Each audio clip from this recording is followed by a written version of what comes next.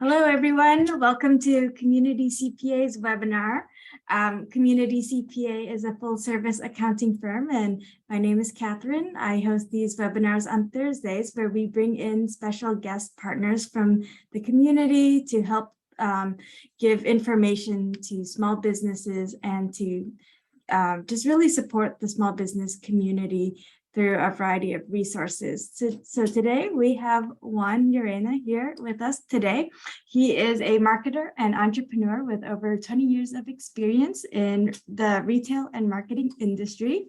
He is the founder and CEO of JLLB Media Marketing Agency, which is dedicated to helping brands communicate the right message to the right people on the right channels through strategy, design, and marketing. So Juan, thank you so much for being on here with us today. We really appreciate your time and expertise. Yeah, thank you, Catherine. I'm happy to be here. And I hope I can bring some valuable information for the folks that are running their business, always busy. So I hope that at the end you get to go home with some actionable items on your list. So thank you for the opportunity. Yes, of course. So today we are going to be talking about love your haters is our topic. So we're going to be talking about reviews and feedback from various sources. So I will go ahead and share the slide if that's okay with you. Yes, please. And then we will go from there. So can you see the right one? Okay, yes. Perfect. All right. So Juan, I didn't know if you wanted to kick it off with a bit about yourself and this topic and why it's important to entrepreneurs. Well, I'm a marketer, but I'm an entrepreneur as well. I'm also an immigrant. So, I'm really excited for this opportunity. Like I said, I understand what how busy it is to run a business and how many of the things that we need to do, like basically wear every single hat. I also understand the importance of connecting with your audience and also how important it is for us to listen to our clients, our customers, even prospective clients or customers that we might want to have. So I wanted to start by saying that, I love my business and I'm sure that you do love yours, and I think that can be a challenge because we stick so much time and effort into doing the things that we love, that we have a passion for, and that we certainly have knowledge, helping people, getting things done in whatever service or product that we are servicing our customers or clients with. And it can be a little bit of a challenge sometimes being able to still be in love with what we do, but sometimes we're in love too much, and that might blind us a little bit into like not being able to see what things are opportunities for us.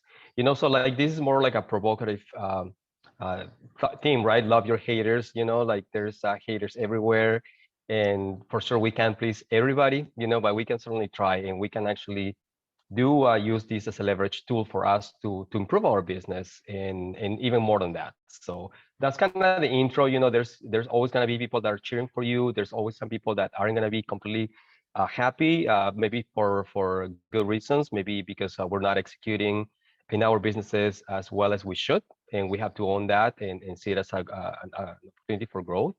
But at the same time, no matter what you do or what I do, there's always going to be somebody that is not going to be pleased. So we just need to be mindful of that, and yeah. So that, I think that's a good start. Awesome. Yeah. So as a business, we often will hear different feedback from people. Review sites, whether that's Facebook or Google reviews, that say various things about us. And sometimes it's the challenging comments that come out, right? Like when people are dissatisfied or unhappy, they're the ones who are often going to be putting those reviews on. So can you tell us a bit about the importance of listening to your audience?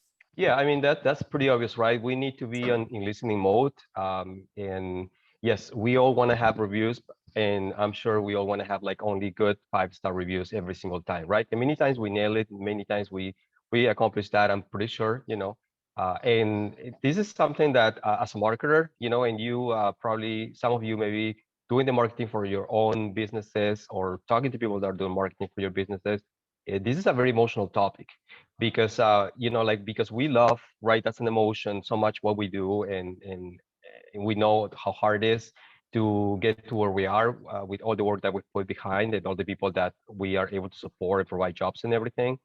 That is a very emotional topic. It's like a baby for us. And in the other Absolutely. end, for like the consumers, the clients, the expectations are real high.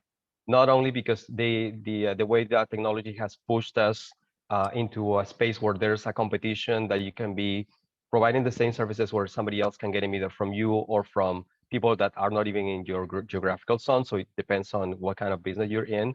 But now consumers and clients, they have the opportunity to really choose who they want to do business with. So the bar is set pretty high because there's a lot of opportunities to do different business with many different offerings, right? Unless you have a very niche business, but despite of that, there's probably going to be some sort of competition or somebody that offers something similar that can Right. replace what you do in some way or form. And so like we have to come up with being empathetic and knowing for one thing is that whenever we get a review from a client, if it's particularly not positive, we don't have to take it personal. It's not a something that they're talking about me, although I might feel like it is if I'm really connected to the company, especially if I am the owner. But if I have a high stake into it. So yes, it is important that I worry about it, but I shouldn't take it personal. I should see it as for what it is, which is an opportunity to see what went wrong and make it right for consumers. So that's an opportunity for us to even engage further with somebody that for some reason, whatever the reason might be, that they are not satisfied with what we're doing. And that's the importance of listening to your audience. And because the bar is being raised so high, the expectations are high. So when we deliver to that expectation, what happens is that customers are like, okay, well, you're doing what you're supposed to. So like they need to, in order to give you a review, a 5-star review, you need to deliver what you have promised and beyond, right? You Mhm. under promise and you kind of over deliver, and that's probably the best statement rather than doing the opposite, right? Over Right. promising and under delivering. And so like if we look at the other side of the coin is if we don't deliver what we're supposed to do because the bar is being raised so high that these customers are probably going to be very upset. And again, we're talking about dealing with emotions, and guess what, they have a device probably more than likely like you and I on their hands, on their pockets, where they can just go and rant about that bad experience. Maybe it maybe was our fault as businesses, or maybe wasn't, but anyway, so they don't have the time. They know they have other options, and they're very demanding. So that only pushes us to pay attention and to really listen to what's going on and about our business, right? And we're not Absolutely. only talking about digital, we're talking about the conversations you might have if you have a brick and mortar business, if you are like in the service industry and you're dealing with people at meetings, in different touch points when you're meeting with people, you should always be paying attention and be more prone to listen and not be too defensive, because that's an opportunity. You should always approach it as an opportunity. Yeah, absolutely. And I think your suggestions of looking at it empathetically from their perspective is very good. And then listening to your critics either way can be tough, even if you don't take it personally or if you try to distance yourself from doing so. So what are some best approaches or tips that you have to mentally get you in a place where you can like receive the criticism and use it in a constructive way? Right. So my first response to that, it will be, well, like if you're working as a solopreneur, then, I mean, it's easier to somewhat control that because you know what kind of responses you can provide, what kind of solutions you can provide, especially if you're the decision maker in your organization. But if you're working on a team base, if you're, now we're talking about a group of people, we know that communication is a challenge by itself without having any negative feedback. But we need to first look at the internal culture that our organization has. I'm in favor of empowering employees and team members within the teams to be able to make decisions and feel comfortable with those decisions, especially decisions that are going to solve the client's or the customer's problem, whatever that is, whether it's our fault or not, because that's the opportunity that we can do to validate the interest and the concerns that we really have for those potential customers or those that are already our customers, because we might even get feedback from people that we haven't sold anything yet, but maybe they're trying to find something, let's say about some information about us or our product, because they're checking us out and they're trying to do some business with you, and they get frustrated because they can't find what they're looking for, right? So they're not technically already a client of yours or a customer, but they are in potential, right? So like if we can imagine that we solve whatever problem, we own it, and we make it right for them, and it can be like different scenarios here, then we're actually validating and showing somebody, hey, we do really pay attention. We value every single opportunity that we have to establish a relationship, so then you're not really building a relation, just transactions with people. You're actually dealing with people and trying to solve people's problems. And that's when that resonates to people in a better way, and it kind of sets the mood in a different way as well. Right. And what I love about that is that it gets the employees to take ownership of it. So it's not just like, oh, it's not about blaming, right? It's about like finding the good solutions to help clients and customers and to improve your practices. So I Correct. really And that can be more challenging than what it seems, because right. usually like the higher ranks in companies, they usually tend to be a little more protective of what the people underneath of them can do or cannot. So you gotta have some certain parameters. But let's say if you are like in the retail space, let's say you have some sort of a store, and somebody gets overcharged for an item or got charged extra for an item. I'm just coming up with a sample just right on the flight, right? And that customer lets you know that they're evidently upset because they got charged something that they weren't supposed to, or that they didn't buy. Well, what are you gonna do, right? Like by the time we say, well, let me just go back to the shelf, and they're waiting, and then we say, well, let me call my manager, and then the manager comes, and the manager calls somebody else to verify their pricing. I mean, that's time that is only frustrating consumers. But if you, on the other hand, have some sort of a guideline, and you can say, well, up to a certain amount, certain amounts of certain different things, that your business, so it will be like different for every business. You have some, you share some of that power, that empowerment with those decision makers down the line in your company. Then they will be able to take care of things on the spot. So if you put on the customer shoes and the client's shoes, right then, what would you do, right? Wouldn't you want to continue helping them and be more patient for them, knowing that they're making their efforts, right? So yeah, that's I think it's an important piece. Now, if you want to go to like the next slide, please, we can talk. I know just the time is very limited. So, and there's so many good things to talk about this, So my goal is to really excite you and get you thinking about, the opportunities that you have, and maybe like small actions that you can start implementing today or tomorrow, like one action at a time in 30 days, in a year, is going to take you much down further, and you're going to win with that.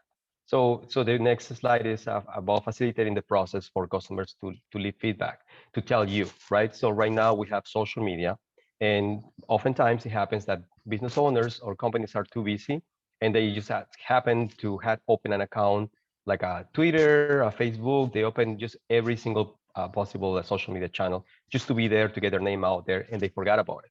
So what happens when customers look you up where they are and they find outdated information? That is a problem. What if they contact you there and you don't respond? How do you look for them, right? How does that make them feel? How does it make you look to them? And so you have to really have a strategy, a plan on where you're choosing to have an active presence. You certainly don't have to be everywhere. You gotta try to be where your potential customers and where your current audiences are. But at the same time, you have to kind of pick your battles and see where you can execute the best, where it makes more sense for your business to be present and to spend some time. And we go back to having some sort of a routine where you have somebody. Maybe if we're talking about social media, you have a social media manager, because you're in a larger organization. You gotta have a plan for who is going to respond, how any potential negative feedback or anything in potential, like something that is happening that somebody's complaining yet, but they're doing it through the internal channels. They send you a contact form, they send you an email, they call you, maybe they send you a private Facebook or Instagram message, right? That gives you an opportunity to make things right. And you got to have a plan for that and know who is going to take charge of that, you know. So, and the other part is, if you think as anybody else, like any business owner, you're right. if we look at, okay, how many negative reviews I have? If I have 0%, that would be like the most ideal situation. But is that really what we want? Do we really believe that 100% of everybody that we have served are completely satisfied? Well, like if you do, well, you gotta probably share it with me, right? But I think as a learning process, right? As a moving target, we're always improving our processes. Our products and services are changing, customer needs are changing. So it's always like you're adapting, you're catching up, you're learning, you're introducing something new. So it's always like a moving target. So Yeah. like one of the goals, and it might sound maybe a little bit of a contradiction, maybe it will be like at the beginning, is try to look for increasing your negative feedback, which means not doing things wrong for people to tell you what you're not doing right. But it's actually like opening up those lines of communication, asking, like you can do surveys, you can Right. engage with people, especially in social media, with conversations, especially if you do like live streams or any other different tools, or like if you can use your social media, you can have a quick survey with a couple questions and ask people how they rate you in terms of quality, and then you can start, kind of scratching the surface, and you can discover interesting stuff that it can actually help you get better, right? And when you take care of those things, you're actually serving the cause because you're building a better reputation. You're really showing that you really care, and you're also improving your processes. You're gonna earn more business. Ultimate goal, you're gonna put more money in your pocket. You're gonna increase the bottom line, right? So, and there's like many different touch points. That's really the challenge. It's not only social media. You have a Google My Business, which is recently changed to something different, but it's still the same.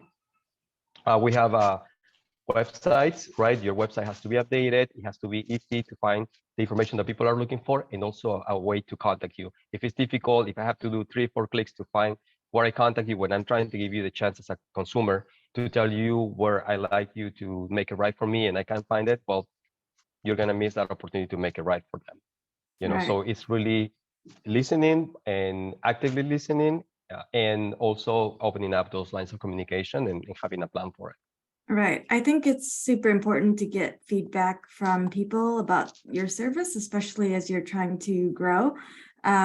Just to know, like, what are the needs there, right? And Right. maybe there are ways that you wouldn't have thought of that you could have improved on, but if you don't have that open dialogue, you don't know.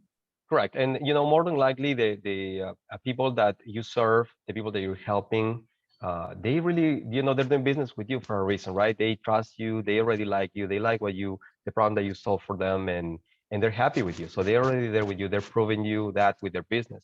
So if you release a simple statement like you're looking, to increase your reviews, or you're just kind of getting some sort of like a quality control, you're measuring the level of satisfaction, and then you ask people for feedback. The people that are happy, then they're willing to give it to you because they know they're going to help you. And if we look at it, creating social proof for your business is so important, right? What is more powerful, that I tell you me about my company, that I'm the greatest marketing, that I'm the marketing guru, and blah blah blah?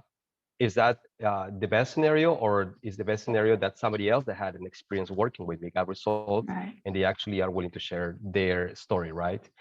And the Right. other side, we can, as we're looking into like the next slide here, is how can we actually do use those negative experiences, whether they were our fault or no. And I'm just saying that because there are many times uh, reasons why you don't really have any fault at all, but you still somewhat had to own it and show that you still care for that consumer, right? And so you gotta have a plans. And when we're talking about this, is what I've seen, what I've done, what I have recommended to my clients is to sometimes when you have an internal message that somebody is telling you about something that happened, some particular experience, just don't jump on that conversation right away.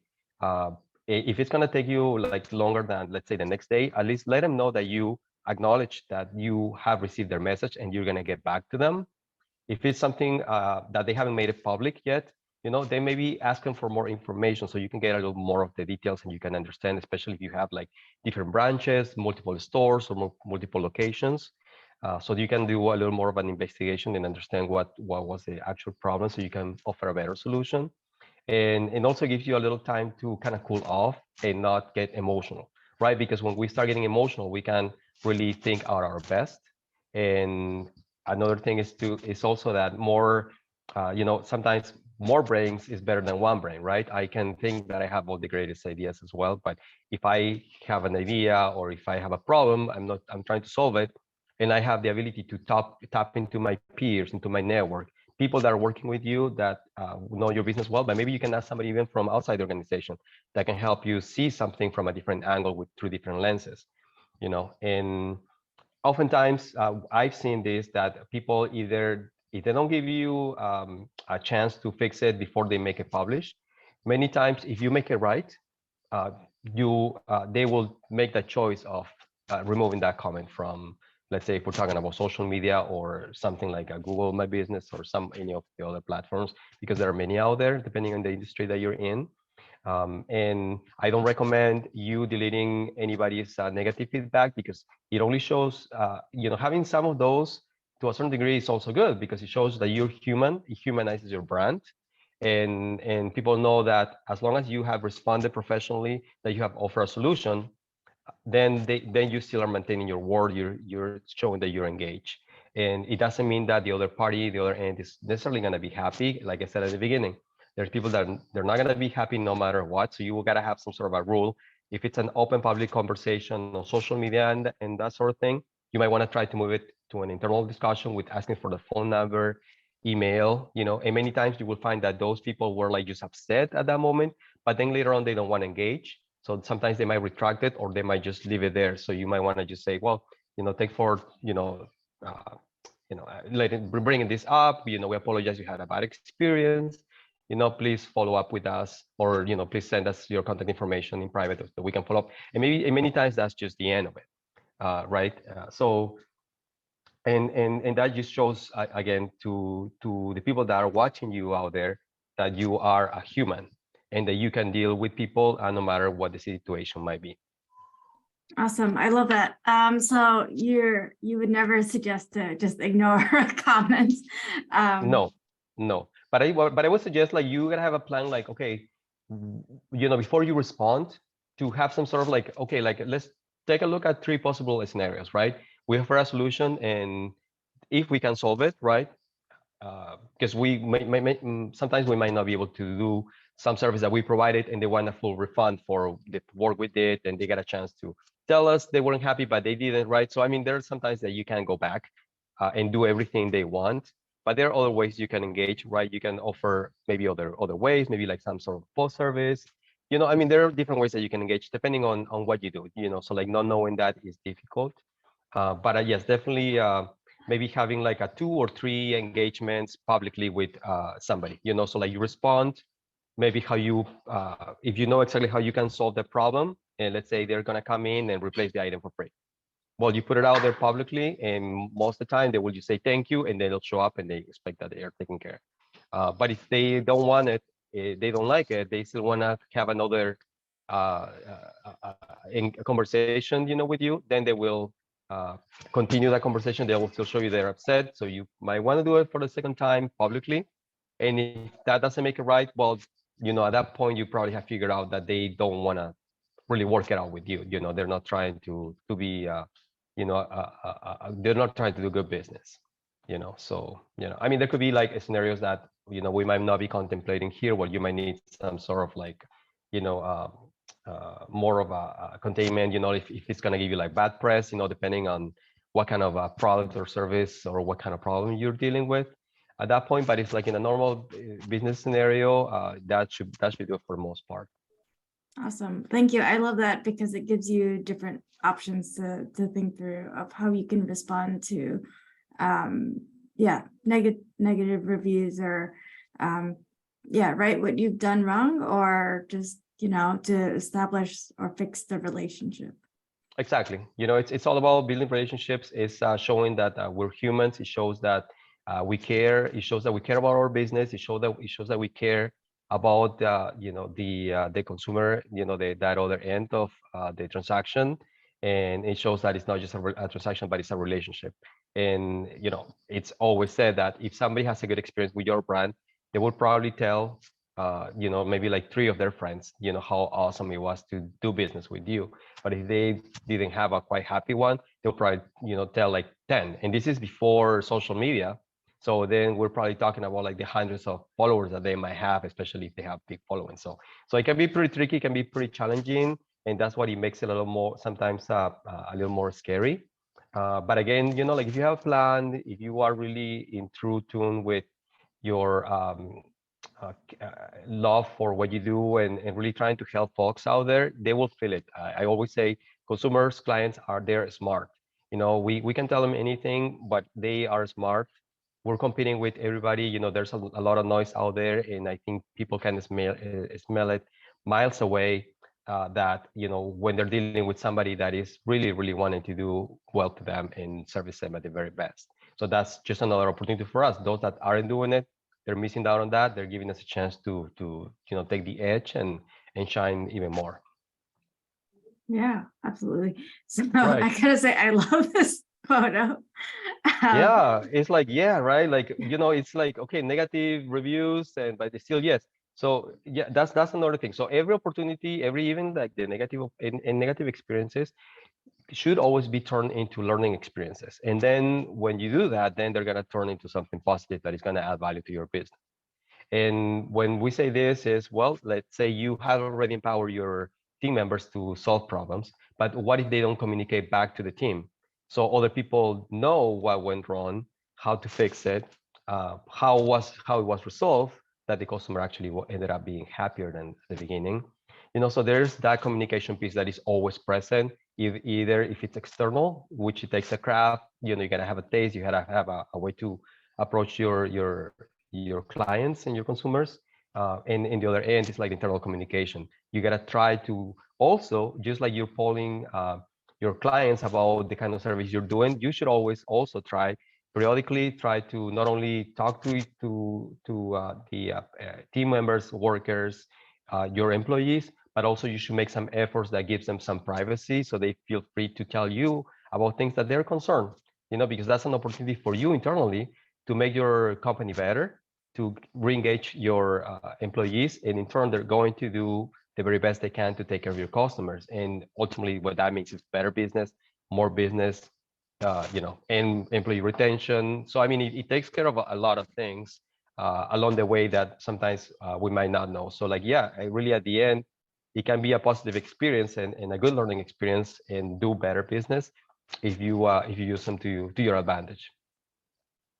Awesome. I know we are almost out of time, Yeah. Juan, so I didn't, I know our conversation is cut a little short, but Yeah. did you have any thoughts, other thoughts that you wanted to talk about in terms of how you've seen clients implement negative reviews to improve their business, or, you know, the key takeaways that you'd like people to have? Yeah, no, well, like the number one is like I say, I think that's the biggest takeaway is just don't wait any longer. You know, if you're not taking any action into this, if you kind of forget about it, then you should start looking into it, start looking into a plan. You don't have to try to resolve everything or be present everywhere all the sudden, especially if you are, you know, either technologically challenged or like you just don't have the time because that's a reality too. But you gotta try to start looking, you know, like your website, you know, just ask your friends, just ask people that you trust.